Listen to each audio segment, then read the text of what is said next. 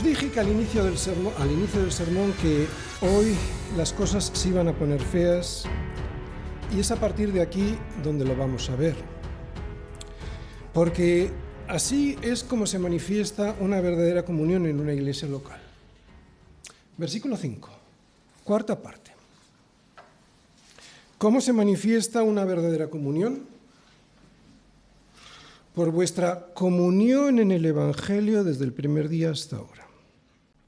La palabra comunión se traduce del griego, ya lo sabéis, koinonía, y significa eso, comunión, participación, compañerismo.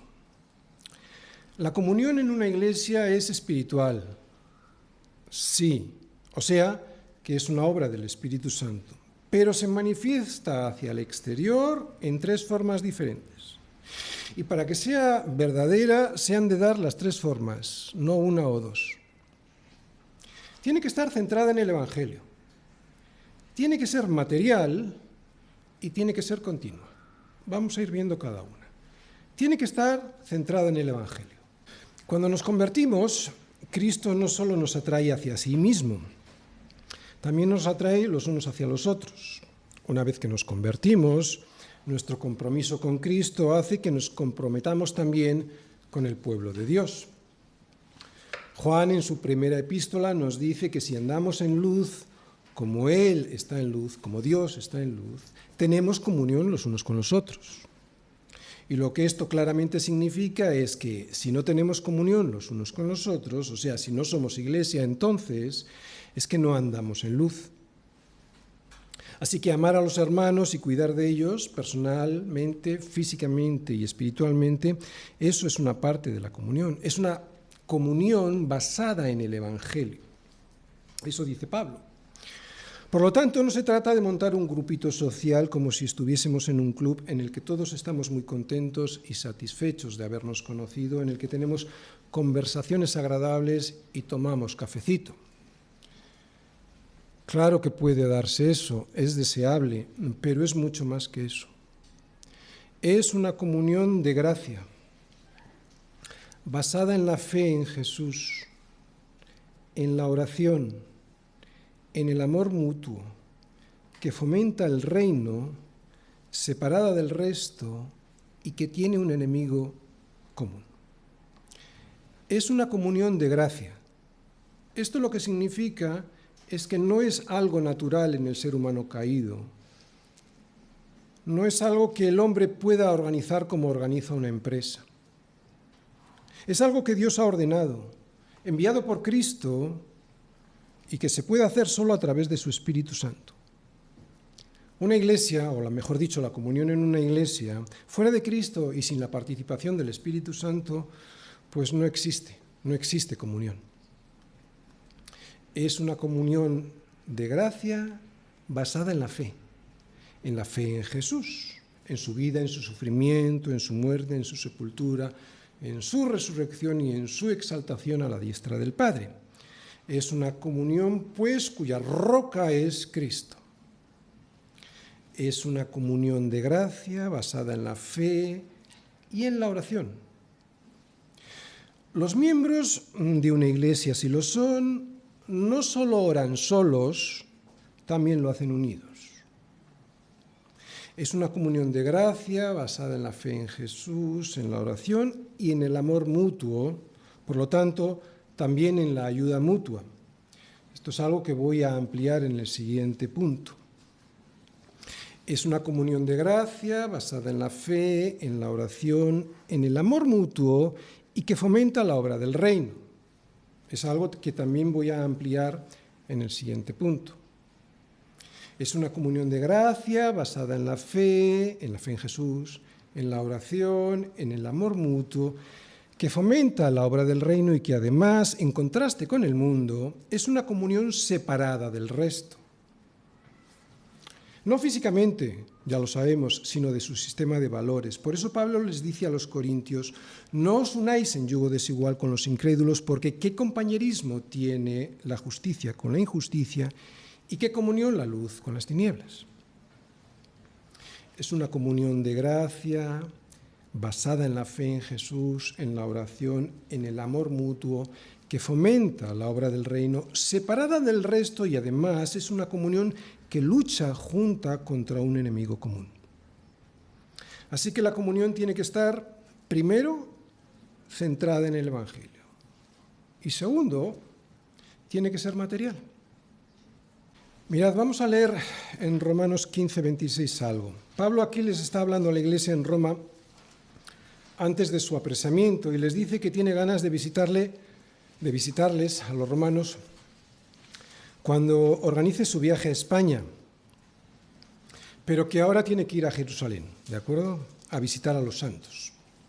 Vamos todos a Romanos 15, 26 y leemos. Fijaros, les dice a los romanos que los hermanos en Macedonia, o sea, también los de Filipos y Acaya, tuvieron a bien hacer, y quiero que os fijéis en esa palabra, tuvieron a bien hacer una ofrenda para los pobres que hay entre los santos que están en Jerusalén. ¿Y por qué quiero que os fijéis en esa palabra, ofrenda? Pues bien, la palabra ofrenda que ahí vemos traducida del griego es koinonía, o sea, comunión. Por lo tanto, literalmente las palabras de Pablo serían así, porque Macedonia y Acaya, ¿no?, los filipenses, tuvieron a bien hacer una comunión para los pobres que hay entre los santos que están en Jerusalén. Y es que en la Iglesia la comunión también debe manifestarse de forma material, de forma concreta, con aportaciones económicas. La comunión no solo es algo espiritual, es algo que se materializa y que se ve con las ofrendas que aportamos para que la obra se pueda llevar adelante. Y esto es algo encargado a la Iglesia, no es algo que nos encargamos nosotros cada uno individualmente. Eso lo puedo hacer, pero eso es otra cosa. Es evidente que Pablo, pues, estaba agradecido de que la comunión de los filipenses era espiritual. ¿Por qué? Porque se veía en lo material. Ellos sabían que Pablo estaba preso y llevaban tiempo que querían ayudarle, y es ahora cuando encuentran el momento y se rascan el bolsillo para ayudar a su pastor para que pueda continuar con la obra en aquella situación tan desesperada. Es más, no solo se rascaron el bolsillo, me enviaron a mí, a Epafrodito, para darle apoyo y ayudarle en aquella situación. Por eso Pablo estaba con gozo por los filipenses, porque por esta y otras manifestaciones materiales, él sabía que la obra de Dios, que la obra que Dios había comenzado en ellos, la estaba perfeccionando hasta el día de Jesucristo. Esto lo veía con sus propios ojos, por eso estaba seguro. Fijaros, lo volvemos a leer en el versículo 6. Estando persuadido, claro, ¿por qué estaba persuadido de que Dios había comenzado la buena obra? Porque lo estaba viendo, ¿no?, en la comunión. Persuadido de esto, que el que comenzó en vosotros la buena obra la perfeccionará hasta el día de Jesucristo. Y es que los miembros de la iglesia en Filipos fueron los únicos que mandaron ofrendas continuadas a Pablo para el sostenimiento de la obra. Quiero resumiros en 4 puntos por qué Pablo estaba con gozo por la comunión de los de Filipos. Porque era una comunión que buscaba la extensión del Evangelio.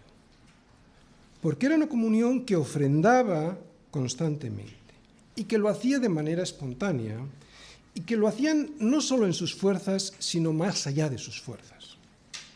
Primero, porque la de ellos era una comunión que buscaba la extensión del Evangelio. Esto es importante. Por eso ellos estaban comprometidos con Pablo. No solo era una ayuda personal, evidentemente que también era una ayuda personal, pero no era solo una ayuda personal. Ayudaban porque Pablo se había embarcado en el ministerio de la reconciliación. Y esto lo vemos también cuando ellos, los filipenses, ayudaron a Pablo a llevar las ofrendas a Jerusalén. Segundo, ¿por qué está con tanto gozo y por qué está convencido de que la obra la empezó Jesucristo, la va a llevar hasta el final? Porque no hubo otra iglesia como Filipos en este asunto. Fue la única congregación que sepamos que ofrendó constantemente para que el Evangelio se extendiese, manteniendo a los santos y a los pastores. No fue un impulso pasajero. Tercero, hay algo muy importante en este tema y es que fue espontánea, no algo forzado. Siempre que se presentaba la oportunidad, los filipenses ahí estaban, espontáneamente. Cuarto, hay que dar. La mayoría lo sabe. Bueno, eso creo. Pero hay algo que cuesta mucho más aceptar. mucho más aceptar, y es hacerlo como lo hacían los filipenses, en sus fuerzas y más allá de sus fuerzas. Como hemos dicho, esto no debe ser un impulso pasajero, ha de hacerse de manera continua, que es una de las 3 formas en las que se manifiesta la verdadera comunión. Tercera, tiene que ser de forma continua. Desde el primer día hasta ahora, dice Pablo. El primer día ya lo conocemos, que fue cuando llegó a Filipos, y al ir al río donde se reunían las mujeres a hacer oración y sentándose, hablaron con ellas en ese lugar donde se habían reunido. Así que el primer día fue cuando le predicaron el Evangelio a Lidia y al resto de mujeres. Pues desde entonces, desde el primer día no faltó esa comunión. Sabemos que Lidia se convirtió y ella puso su casa a disposición de los hermanos como cuartel general en Filipos de la primera iglesia en Macedonia. Desde entonces y hasta ahora, ella apoyó a Pablo dando hospitalidad a los hermanos. Y no solo ella, sino que también el resto de sus miembros fueron fieles a este llamado a la santidad del Señor. ¿De qué manera lo hicieron? Bueno, pues ya lo hemos visto, de manera material. Esa manera material en la que Filipos colaboró a través de ofrendas continuas, estando siempre solícitos para apoyar la proclamación del Evangelio.